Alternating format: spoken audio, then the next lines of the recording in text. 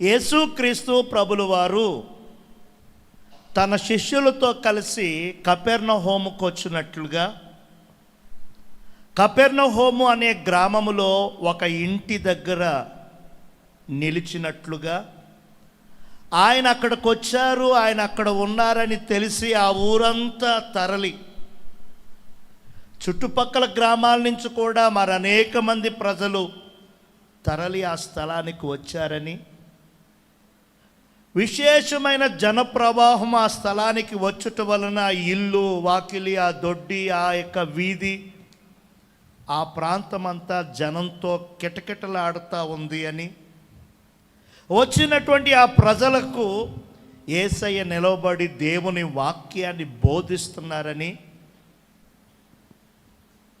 ఆయన అలా వాక్యాన్ని బోధిస్తూ ఉండగా,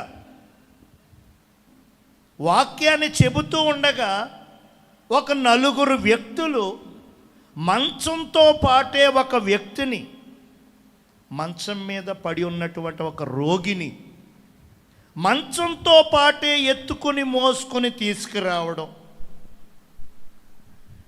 ఆ జనాన్ని చూసి అసలు ఖాళీ లేకుండా ఉన్న ఆ పరిస్థితులను చూసి అవాక్కయ్యి, అరెరెరే మా స్నేహితుడు పక్షవాతం వచ్చి మంచాన పడ్డాడు, వాడిని ఏదో విధంగా యేసు ప్రభుకి చూపించాలి, యేసు ప్రభుతో ప్రార్థన చేయించాలి, వాడికి ఏదో విధంగా బాగు కలగ చేయాలని మనం సిద్ధపడి స్థలానికి వస్తే పరిస్థితులు చాలా మరి వ్యతిరేకంగా ఉన్నాయి, ఏం చేద్దాం ఎలాగా అని ఆలోచించి మొత్తానికి ఎవరిని అడిగారో, కాళ్ళు పట్టుకున్నారో, లంచాలు పెట్టారో, గడ్డాలు పట్టుకున్నారో, చేతులు పట్టుకున్నారో, మొత్తానికి ఆ వ్యక్తిని మంచంతో పాటే ఆ జనాన్ని, ఆ జన సమూహాన్ని దాటుకుని ఏ ఇంట్లో అయితే ఉన్నారో ఆ ఇంటి వెనకకు తీసుకెళ్ళారు. మంచం మీద ఉన్న వ్యక్తిని ఆలోచించి ఇల్లు ఎక్కేశారు. ఇద్దరు ఇల్లు ఎక్కి పైన పెంకులోడ తీసి వాసాలు తప్పించి, కిందనున్నటువంటి ఇంకో ఇద్దరు వ్యక్తులు అందిస్తే తాళ్ళుతో ఆ పరుపుకి తాళ్ళు కట్టి ఆ వ్యక్తిని పైకెక్కించి ఇంటి పైకప్పుకి యేసు ప్రభులు వారు ఎక్కడైతే నిలబడి వాక్యం బోధిస్తున్నారో సరిగ్గా అదే స్థలానికి పైనుంచి తాళ్ళ సహాయంతో ఆ రోగగ్రస్తుణ్ణి పరుపుతో పాటు జాగ్రత్తగా దించారు. దేవునికి స్తోత్రం. ఇక్కడ యేసుక్రీస్తు ప్రభులు వారు వారి విశ్వాసాన్ని చూశారట. చెప్పండి, ఏం చూశారు? బాలేకుండా మంచం పట్టి రేపో మాపో అన్నట్టుగా ఉన్నటువంటి ఈ వ్యక్తిని చూడలా, ఈ వ్యక్తిని తీసుకొచ్చిన ఆ నలుగురు వ్యక్తుల యొక్క విశ్వాసాన్ని చూశారు.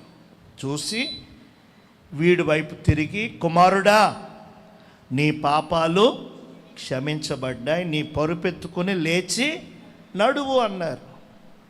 వెంటనే ఆ అబ్బాయి లేచి తన పరుపెత్తుకొని నడవడమే కాదు, పరుగెత్తుకుంటూ వెళ్ళిపోయాడట. దేవునికి స్తోత్రం. ఇది యేసుక్రీస్తు ప్రభులు వారు చేసిన ఒక సూచక క్రియ. యేసుక్రీస్తు ప్రభులు వారు చేసిన ఒక అద్భుత కార్యం, యేసుక్రీస్తు ప్రభులు వారు జరిగించిన ఒక నూతనమైనటువంటి స్వస్థత కార్యం. హల్లెలూయా. ఆ రోగం ఎందుకు వచ్చిందో, ఎప్పుడొచ్చిందో, ఎలా వచ్చిందో ఈ విషయాలన్నీ మనం ఇప్పుడు ధ్యానించటం లేదు. మొత్తానికి వచ్చింది. వచ్చిన బిడ్డ విడుదల పొందాడు, ఆ రోగము నుంచి తప్పించుకున్నాడు, ఆ వ్యాధి నుంచి, ఆ సమస్య నుంచి బయటపడ్డాడు. ఈరోజు స్వస్థత కోసం ఏవండి, విమోచన కోసం, విడుదల కోసం, ఆశీర్వాదం కోసం చిన్నలు, పెద్దలు, వృద్ధులు అనేక మంది వస్తున్నారు. అయితే వచ్చిన వారందరూ విడుదల, స్వస్థత, వారు అనుకున్న కార్యాలు వారు అనుభవించుచున్నారా అంటే అందరూ అనుభవించట్లేదు. అందరికీ ఆ కార్యాలు జరగడం లేదు. అందరూ ఆ మేలులు, అందరూ ఆ స్వస్థతలు పొందడం లేదు. కొందరే. ఎందుకని కొందరే పొందుతున్నారు? దేవుడు కొందరినే బాగు చేయగలడా? దేవుడు కొందరికే కార్యం చేయగలడా? అలా అనుకోకూడదు. దేవునికి స్తోత్రం. దేవుడు మారనివాడు. ఆయన శక్తిలో మార్పు లేదు. ఆయన ప్రేమ, ఆయన ఇచ్చిన వాగ్దానములు ఎటువంటి మార్పు లేదు. మరి ఎందుకు అనేకులు పొందుకోలేకుండా ఉన్నారు? కొందరే ఎందుకు పొందుతున్నారు? ఇది ఈరోజు మనం నేర్చుకోబోతున్నాం. హల్లెలూయా.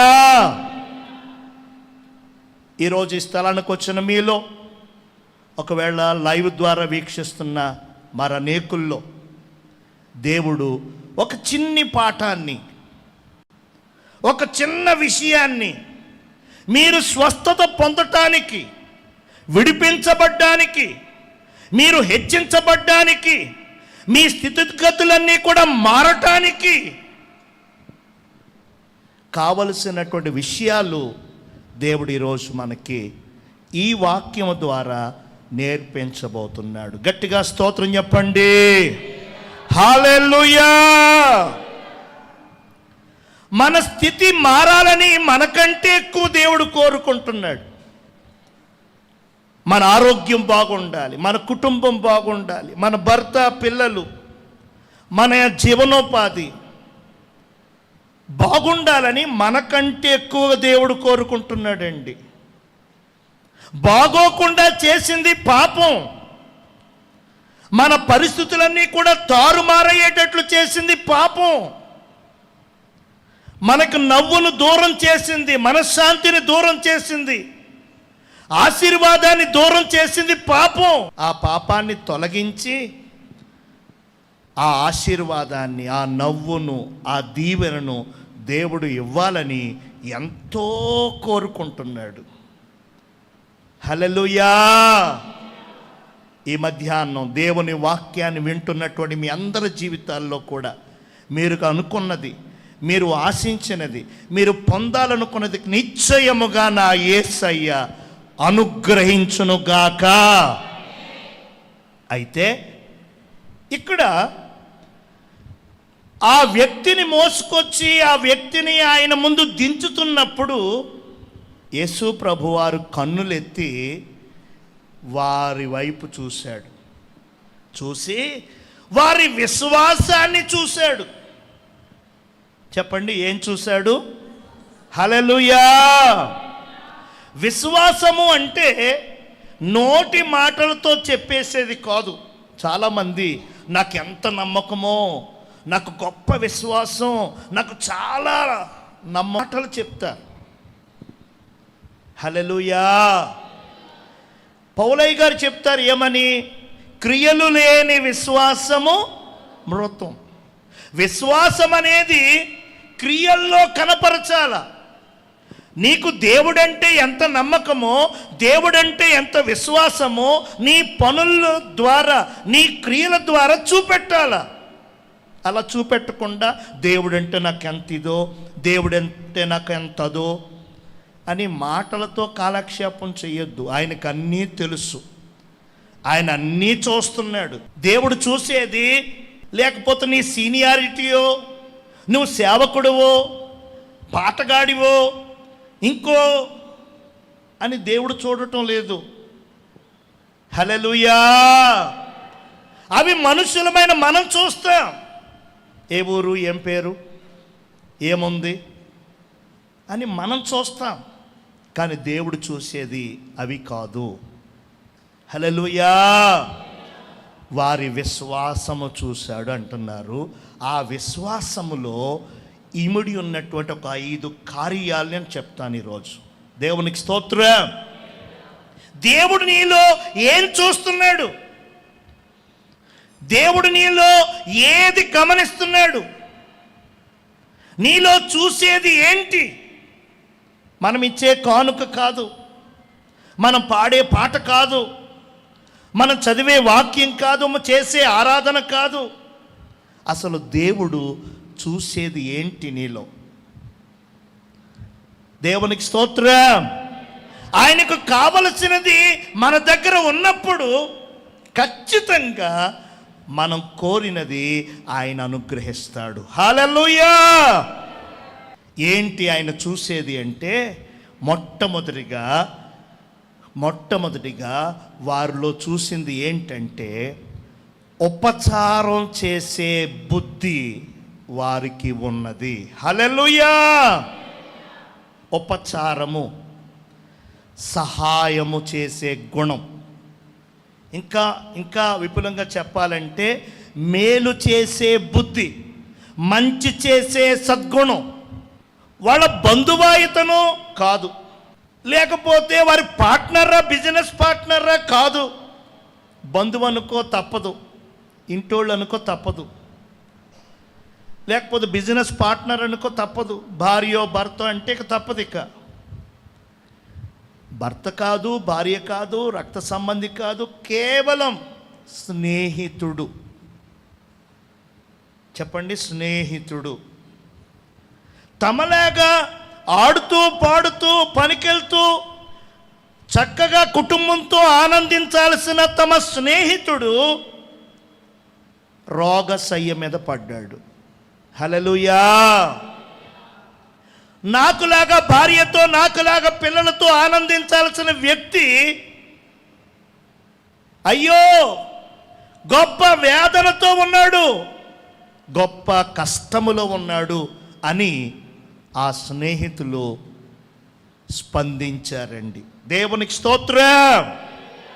ఈరోజు ఈ స్థలానికి వచ్చిన మనందరి మనస్సులు, మనందరి హృదయాలు అట్టివి కావాలని దేవుడు కోరుకుంటున్నాడు. నేను బాగుంటే చాలు, వాళ్ళు ఏమైపోతే నాకెందుకు, నా ఇల్లు బాగుంటే చాలు, నా పిల్లలు బాగుంటే చాలు అనేది లోకం తీరు. క్రైస్తవ తీరు అది కాదు. నీతో పాటు అందరూ బాగుండాలి. దేవునికి స్తోత్రం. యేసుక్రీస్తు ప్రభులు వారు దేవుడు, దేవుని కుమారుడు, సృష్టికర్త అయిన దేవుడు ఆ ఉన్నత రాజ్యములో, ఆ మహామహిమలో నివసించుచున్న దేవుడు ఏమండి, శాపగ్రస్తులమై ఉన్నటువంటి మన కోసరం, పాపములో పడినటువంటి మన కోసరం, మరణించి నరకానికి వెళ్ళిపోతున్న మన కోసరం ఆ మహామహిమని విడిచి మనలను బాగు చేయాలి, మనలను ఉద్ధరించాలి, ఆ పాపము, శాపము, మరణము తీసేయాలి, మనము ఆనందించాలి, సంతోషించాలి అని ఆ మహిమ కలిగిన దేవుడు తలంచి ఏమండి ఆ మహిమ రాజ్యాన్ని విడిచి ఈ లోకానికి వచ్చాడు. దీవిని వదిలి భూమికి వచ్చిన దేవుడు. దేవునికి స్తోత్రం. తాను ఫుల్ సెటిల్డ్, ఆయన చాలా సుభిక్షంగా ఉన్నాడు, ఆయనకి ఏ కొరత కొదువలేదు. ఇక్కడికి వస్తే అన్నీ కొరతలే, అన్నీ కొదువలే, అన్నీ బాధలే. నాకు బాధలు ఉంటాయి, కొరతలు ఉంటాయి, ఇబ్బందులు ఉంటాయి, ఇరుకులు ఉంటాయి అని ఆయన ఆలోచించలేదు. ఏమండి, బాధపడలేదు. ఆయన ఇష్టపడి మన బాధలు తీయాలని, మన సమస్యలు తీయాలని, మన మరణం, మన పాపం, మన శాపం పోగొట్టాలని ఆ మహాదేవుడు దీవిని వదిలి భూమికి వచ్చాడు. మానవుని కొరకు రక్షణ కార్యాన్ని ఆయన సిద్ధపరిచాడు. మనందరికీ గొప్ప విమోచన ప్రసాదించాడు. ఆ విధంగా మనం రక్షించబడ్డాం, విమోచించబడ్డాం, దేవుని పిల్లలమయ్యాం. ఆ విధంగా క్రైస్తవులుగా పిలువబడుతున్నాం. కాబట్టి మన తండ్రిలాగే ఆలోచించాలి. మన రక్షకునిలాగానే మనం కూడా ఆలోచించాలి. నేను సేవ్ అయిపోయాను, నేను గట్టెక్కేశాను, నేను హ్యాపీగా ఉన్నాను అని అనుకుంటూనే ఇంకా ఇలాంటి స్థితి, ఇలాంటి జీవితం లేనటువంటి వారి కోసం కొంచెమైనా ఆలోచించేదానివిగా, కొంచెమైనా సరే ఉపచారం చేసే వ్యక్తిగా, కొంచెమైనా సరే వారికి మేలు చేసే బిడ్డగా నీవు ఉండాలి. అది ఆయన చూస్తున్నాడు. నా చేత మేలు పొందావు, ఎవరికైనా మేలు చేస్తున్నావా? నా చేత ఇంత ఉపకారం పొందుకున్నావు, ఎవరికైనా ఉపకారం చేస్తున్నావా?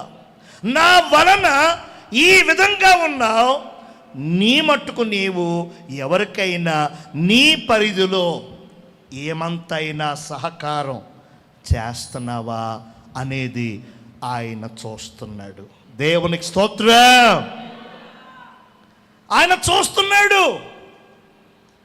నాకెందుకులే అనుకోకూడదు, నాకంతా పనేంటి అనుకోవద్దు.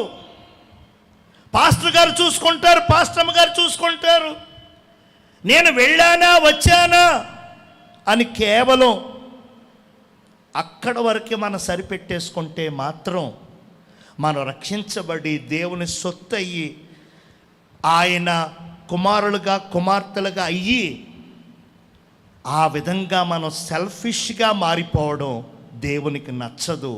అస్సలు ఆయన ఒప్పుకోడు. దేవునికి స్తోత్రం. ఆయన నిన్ను క్షమించాడు, ఆయన నిన్ను ప్రేమిస్తున్నాడు, ఆయన నిన్ను జ్ఞాపకం చేసుకుంటున్నాడు, ఆయన నీకు మేలు చేశాడు, ఆయన నీకు మంచి చేశాడు. అదేవిధంగా ఆ విశ్వాసములో క్రియలు కావాలి. ఆ క్రియ ఏంటంటే మొట్టమొదటిగా ఉపచార ధర్మం. చెప్పండి, మొట్టమొదటిగా ఉపచారం చేసే, సహాయం చేసే, మేలు చేసే వ్యక్తిగా మనమున్నామా? దేవునికి స్తోత్రం. మేలు చేయి ప్రభువా అని వచ్చాం మనం, సహాయం చేయి ప్రభువా అని అర్థిస్తున్నాం మనం. ఆదుకో తండ్రి, ఆశీర్వదించు తండ్రి అని వేడుకుంటున్నాం మనం. మంచిదే, ఆయన ఆశీర్వదించే దేవుడు, ఆదుకునే దేవుడు, మేలు చేసే దేవుడు. తప్పనిసరిగా నువ్వు అడిగినట్లుగా, నువ్వు కోరినట్లుగా చేస్తాడు.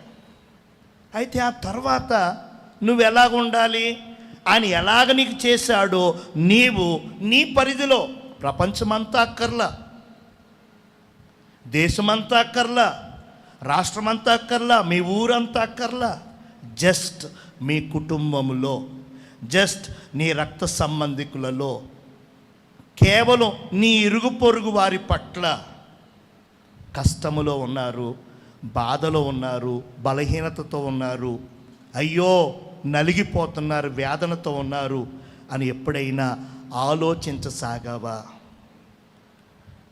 ఆ బాధపడుతున్న వారి కొరకు దేవునికి ప్రార్థన చేశావా?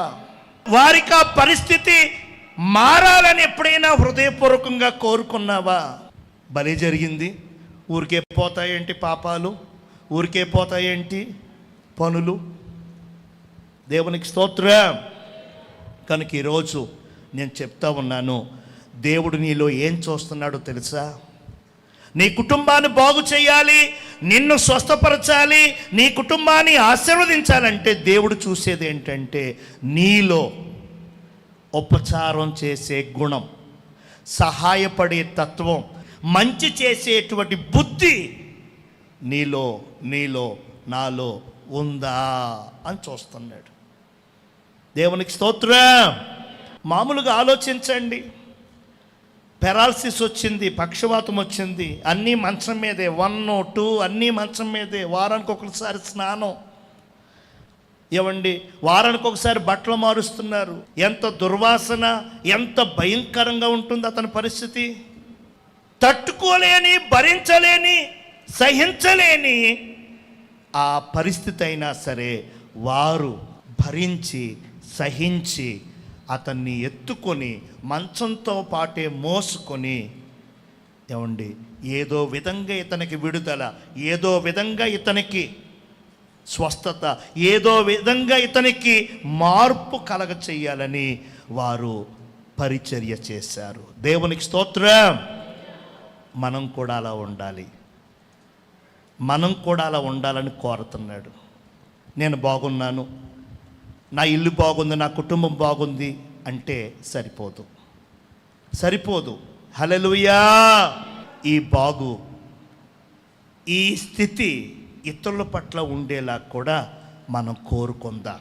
దానికోసం మనం ఏదైనా ఖర్చు చేయాల్సి వస్తే, దానికోసం మనం ఏదైనా ప్రార్థించాల్సి వస్తే, ఏదైనా మేలు అందించాల్సి వస్తే, ఏదైనా సహాయం సహకారం అందించాల్సి వస్తే తప్పనిసరిగా అందించుదాం. హల్లెలూయా. దేవుడు చూసి చాలా సంతోషిస్తాడు. దేవుడు చూసి చాలా ఆనందిస్తాడు. హల్లెలూయా. రెండవదిగా దేవుడు వారిలో ఏమి చూస్తున్నాడు? విశ్వాసం అన్నాం, విశ్వాసం అని ఉంది మాట. ఆ విశ్వాసం వెనకాల 5 క్రియలు ఇవి. రెండో క్రియ ఏంటంటే వారి ప్రయత్నం. చెప్పండి, వారి ప్రయత్నం. జనం గుంపులుగా ఉన్నారు. అస్సలు లోనికి వెళ్ళే పరిస్థితి లేదు అక్కడ. అసలు మామూలుగానే వెళ్ళలేమంటే ఈ మంచంతో పాటు, ఈ రోగిష్టితో పాటు ఎలా వెళ్ళగలరు? హల్లెలూయా. పరిస్థితులు వ్యతిరేకంగా ఉన్నాయి. పరిస్థితులు ఎప్పుడూ మనకి భిన్నంగానే ఉంటాయండి. దేవుని చిత్తాన్ని చేయాలనుకునే మనకి, దేవుని వాక్యానుసారంగా బ్రతకాలనుకునే మనకి పరిస్థితులు ఎప్పుడూ వ్యతిరేకంగానే ఉంటాయి. అనుకూలంగా ఎప్పుడూ ఉండవు. ప్రార్థన చేద్దామనుకున్న రోజే ఎక్కువ నిద్ర, ఉపవాసం ఉండాలనుకున్న రోజే ఎక్కువ ఆకలి. ఏమండి, ఏదైనా దేవుని కోసం ఇద్దామనుకున్నప్పుడే కొదువ, కొరత, లేమి. దేవునికి స్తోత్రం. దేవుని కోసం నిలబడదాం, దేవుని కోసం ఏదైనా చేద్దాం అనుకున్న రోజే రకరకాల అవమానాలు. ఎప్పుడు దేవుని కోసం ఏదైనా చేద్దాము అని అంటే పరిస్థితులు ఎప్పుడు భిన్నంగానే ఉంటాయి, వ్యతిరేకంగానే ఉంటాయి. వీరింత ప్రయాసపడి అంత దూరం నుంచి మోసుకొని వచ్చారు. ఒక్కసారి జనం ఈ కోలాహలం చూసి ఏమండి నీరు కారిపోయారు. అయ్యో, ఇంతమంది ప్రజల మధ్య, ఇంత జన సమూహం మధ్య ఇతన్ని ఎలా తీసుకెళ్ళాలి ఎదరికి అని ఒక్కసారి మరి కంగారు పడ్డారు. దేవునికి స్తోత్రం. మళ్ళా వెంటనే ఉంటే ఉన్నారు, మన ప్రయత్నం మనం చేద్దాం. ఉంటే ఉన్నారు, మన వంతు మనం కష్టపడదాం. హల్లెలూయా. దేవుడు కష్టపడే వారిని ఇష్టపడుతున్నాడు, చాలా కోరుకుంటాడు. కబుర్లు చెప్పేవారిని, పెత్తనాలు చేసేవారిని దేవుడు ఒక పక్కన పెడతాడు, కానీ కష్టపడే వారిని మాత్రం ఎంతో ఇష్టపడే దేవుడు. వీరు ప్రయత్నం చేద్దామనుకున్నారు ఏదో విధంగా. మరి ఎవరిని అడిగారో, బ్రతిమలాడారో, లంచం పెట్టారో, కాళ్ళు పట్టుకున్నారో, చేతులు పట్టుకున్నారో తెలియదండి. అంత జనసమూహాన్ని దాటించుకుని ఇంటిలోనికి, ఇంటి బయటికి, ఇంటి వెనకాలకి తీసుకెళ్ళిపోయారు. ఆ ఇంటి ఆయనకి మరి ఏం చెప్పారో, ఏమిస్తామన్నారో తెలియదు, కానీ ఇల్లు ఎక్కేసి, కప్పోడ తీసేసి, వాసాలు తప్పించేసి ఆ రోగగ్రస్తుణ్ణి తాళ్ళతో ఆ పరుపుకు చుట్టి బహు జాగ్రత్తగా యేసు ప్రభువు ముందు దించారు. దేవునికి స్తోత్రం. ఈ మధ్యాహ్నం ముందు నేను తెలియచేస్తున్నాను, దేవుడు నీలో చూసే గుణం ఏంటంటే, రెండవదిగా ప్రయత్నం చేస్తున్నావా? వాళ్ళు అక్కడి నుంచి వస్తారు, వీళ్ళు ఎక్కడి నుంచి వస్తారని వాళ్ళ వైపు వీళ్ళ వైపు ఆశ పెట్టుకుని చూస్తున్నావా? నీవు ప్రయత్నం చేస్తున్నావా? ప్రయత్నం చేస్తే సాధించలేనిది ఏది? హల్లెలూయా.